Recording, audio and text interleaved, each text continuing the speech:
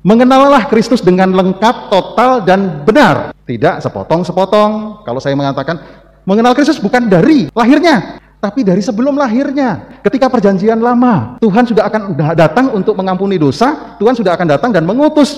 Dan termasuk sabdanya sendiri, dan di sana ada. Sabda sudah menjadi manusia dan tinggal di antara kita. Sudah dari dulu, kita kenal, kita tunjukkan. Sebelum Maria lahir pun, dipersiapkan Maria untuk kelahiran Kristus. Lalu lahirnya, lalu sengsaranya, wafat dan bangkit, naik dan nanti datang ke dunia lagi menghakimi. Harus lengkap, tidak boleh sepotong-sepotong. Kalau sepotong-sepotong nanti nggak sambung. Kalau nggak sengsara dan nggak wafat, disalib, nggak bangkit. Dan juga kalau nggak bangkit nggak naik ke surga. Nggak naik ke surga berarti juga tidak akan sekali lagi datang. Maka satu kesatuan lengkap, sudah aman dan beres.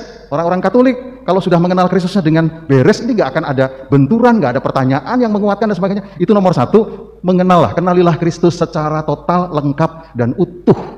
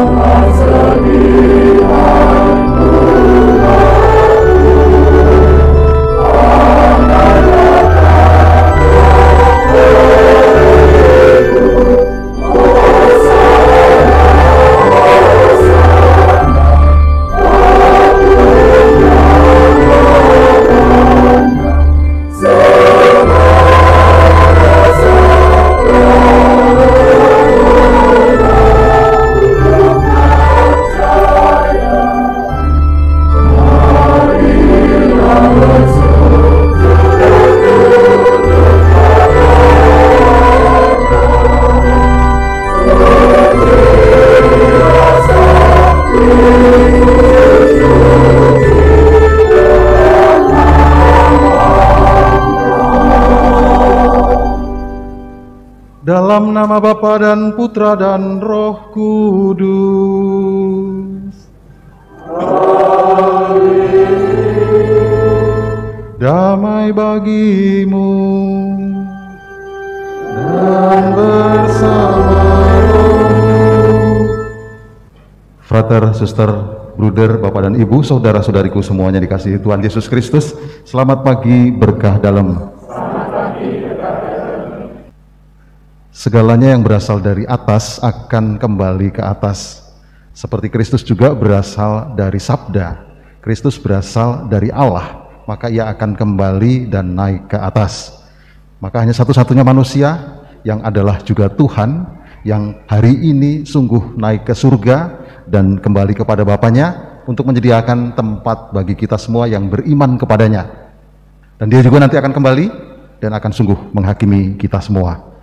Marilah saudara-saudara terkasih, kita sejenak mengakui kekurangan kelemahan kita di hadapan Allah supaya pantas merayakan peristiwa penyelamatan ini. Frater, suster, bruder, para bapak dan ibu, saudara-saudariku, serta anak-anakku sekalian dikasihi Tuhan, selamat pagi, berkah dalam.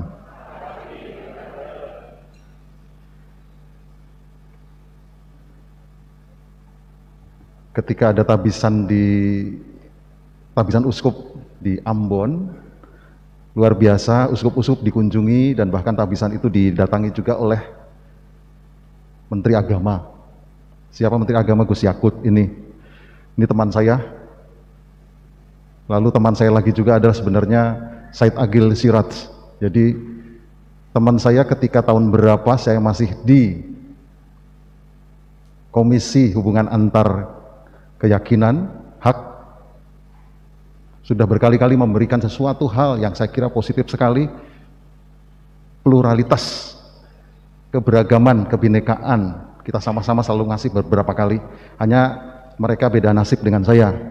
Mereka jadi menteri semua, sedangkan saya jadi pelayan, jadi hamba. Tapi paling tidak waktu ketemu dan juga berbicara luar biasa. Ini bukan rahasia, karena ada banyak wartawan juga yang datang. Gus Yakut itu ingin mengundang Paus Fransiskus ke Indonesia yang sebenarnya sudah dirindu-rindukan tahun 2019. Karena ada pandemi ditunda. Nah, sekarang akan diundang untuk tahun besok.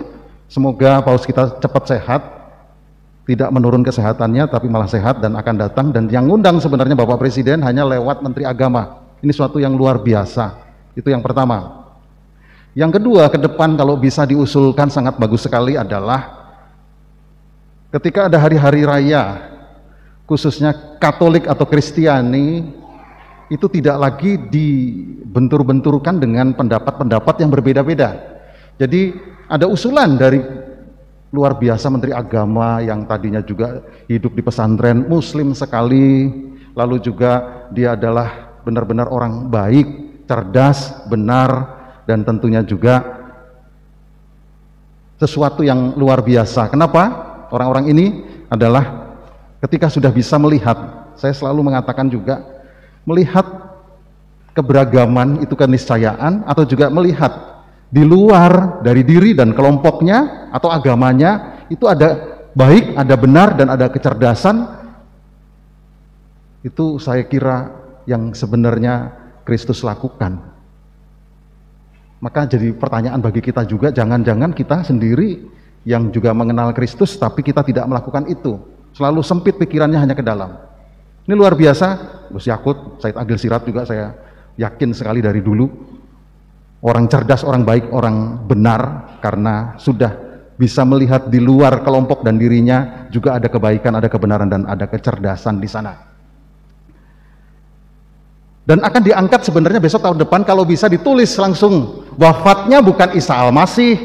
Ini yang selalu berbenturan dengan tempat lain di gereja Katolik, di kitab suci kita tuh nggak ada Isa Al-Masih, tapi adanya yang disebut dengan Yesus Kristus. Maka nanti akan kalau bisa diganti supaya nggak berbenturan pendapat-pendapat ini. Saya kira baik, kita nggak saling menyakiti satu dengan yang lain. Wafatnya Yesus Kristus, nanti di tanggalan-tanggalan pun tulis wafatnya Yesus Kristus, kenaikan Yesus Kristus. Jadi bukan lagi nanti berbenturan ini dan sebagainya. Yang jelas memang saya juga menekankan, Yesus Kristus berbeda dengan Isa Al-Masih atau Nabi Isa Al-Masih di tempat lain. Kita nggak pernah ngurusi. Kalau dibentur-benturkan terus, ini, acara ini, orang akan tidak percaya. Orang akan menjadi sekali tidak baik. Ini idenya dari Menteri Agama loh, yang luar biasa hebat. Ya, kita senang sekali dan menerima itu. Dan juga akan ditambah dalam arti kata, kalau memang itu hari raya, maka adanya hari raya itu libur, berdoa, merayakan. Jadi kadang-kadang juga kalau orang sudah bisa merayakan, ikut ambil bagian, dan juga melihat hari raya di tempat lain juga baik. Kalau hari raya Idul Fitri, kita datang ke tempat lain untuk memberi salam, ikut berbahagia bersama-sama mereka. Pas lagi juga puasa, kita juga menghargai dan betul-betul kita ikut ambil bagian. Kalau syukur bisa puasa nggak apa-apa, tidak juga, tapi menghargai. Demikian juga kalau ada hari raya Waisak, hari raya Nyepi, hari raya apapun, hargai. Bagaimana bisa menghargai tempat lain? Kita selalu sibuk dan sebagainya, nggak pernah menghargai tempat sendiri aja tidak. Kadang-kadang hari raya, hari Tuhan harus dirayakan, harus diungkapkan, libur.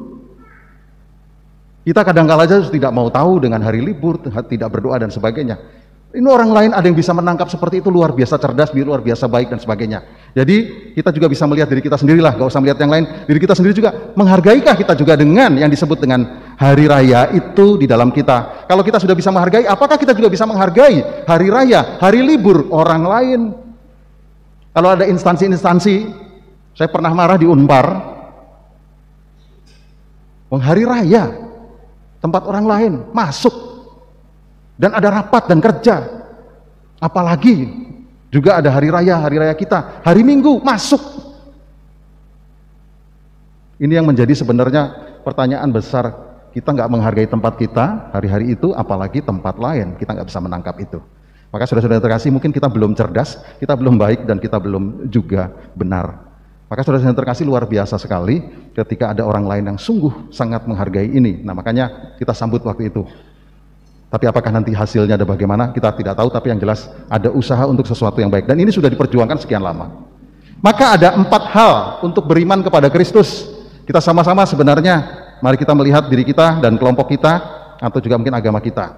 Nomor 1, mengenallah Kristus dengan lengkap, total, dan benar. Tidak sepotong-sepotong.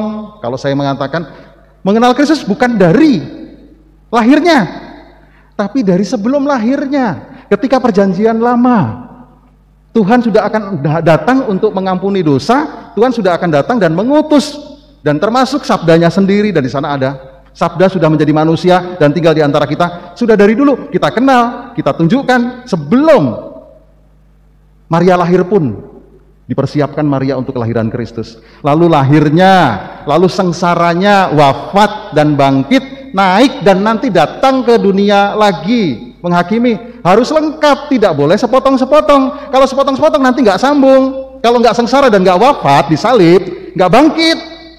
Dan juga kalau nggak bangkit nggak naik ke surga. Nggak naik ke surga berarti juga tidak akan sekali lagi datang.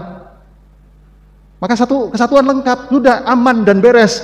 Orang-orang Katolik kalau sudah mengenal Kristusnya dengan beres, ini nggak akan ada benturan, nggak ada pertanyaan yang menguatkan dan sebagainya. Itu nomor satu, mengenallah, kenalilah Kristus secara total, lengkap dan utuh.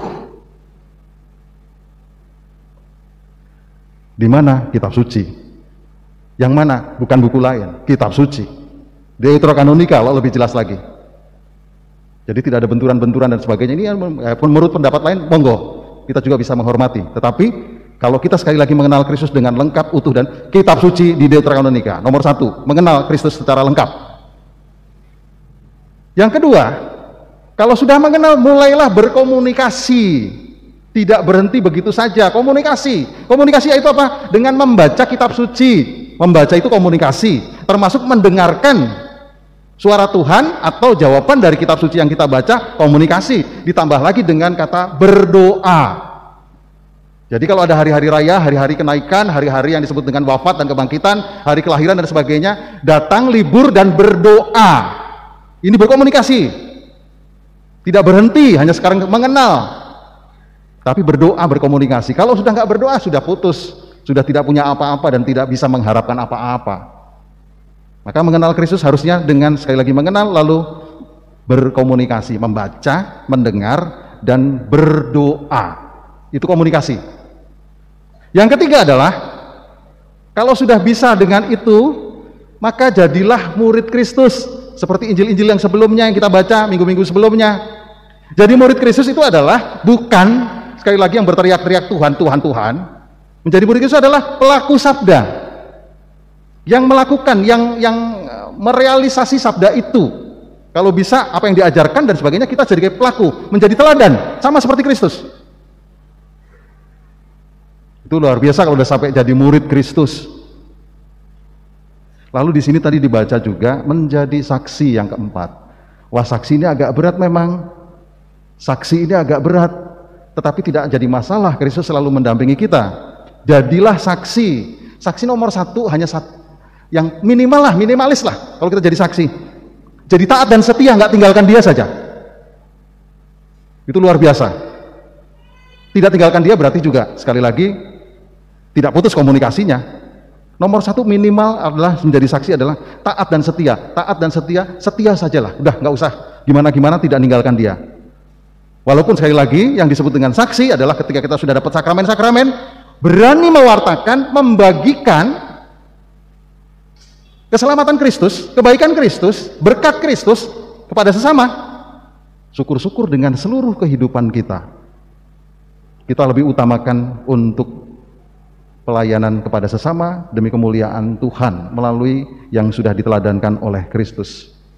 Maka saudara-saudara yang terkasih, jangan ragu lagi kalau kita sekarang soal merayakan kenaikan Tuhan yang berulang-ulang terus tiap tahun dan sebagainya. Semoga kita sampai kepada keempat tadi, akhirnya kita pun, kehidupan kita pun akan naik bersama Kristus, akan sungguh-sungguh, yang berasal dari Allah, yang berasal dari atas, akan naik ke atas juga. Maka kalau kita juga ungkapkan terus-menerus dengan perjanjian lama dan membaca itu, dan juga dengan syahadat kita nanti, apalagi dengan syahadat para rasul, ingat para rasul langsung hidup saat itu, dan dia mengalami, dan dia betul-betul hidup dan berani juga mengorbankan menjadi saksi. Gak ada orang sesudahnya bisa ngomong sok tahu, gak ada sesudahnya orang yang gak punya pengalaman sok tahu.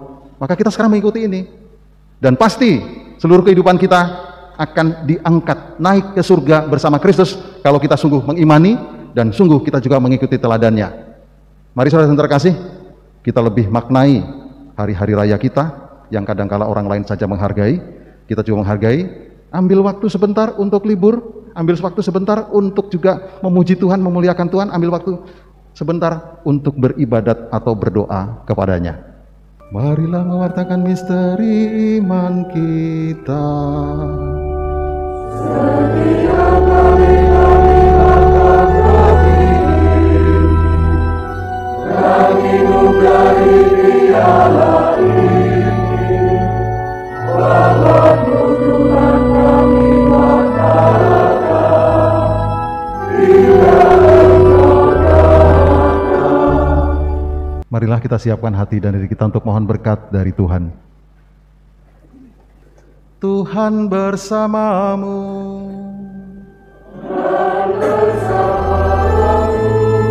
Semoga Allah yang Maha Kuasa, Putra Tunggalnya hari ini menembus langit yang tinggi, memberkati dan membukakan pintu bagi surga, bagi kita semua, naik ke tempat Dia berada. Amin. Semoga sebagaimana Kristus sesudah bangkitannya menampakkan diri kepada murid-muridnya, demikian juga saat datang dalam penghakiman, Bapa berkenan menyatakan diri dengan murah hati kepada saudara. Amin. Semoga saudara yang dipercaya bahwa dia duduk bersama dengan Bapa dalam kemuliaannya dapat mengalami dengan gembira bahwa dia tinggal bersama saudara sampai akhir zaman menurut janjinya. Semoga berkat Allah yang Maha Kuasa, Bapa dan Putera dan Roh Kudus. Amin. Saudara-saudari terkasih, Ekaristi sudah selesai, pergilah dalam damai. Syukur pada Allah.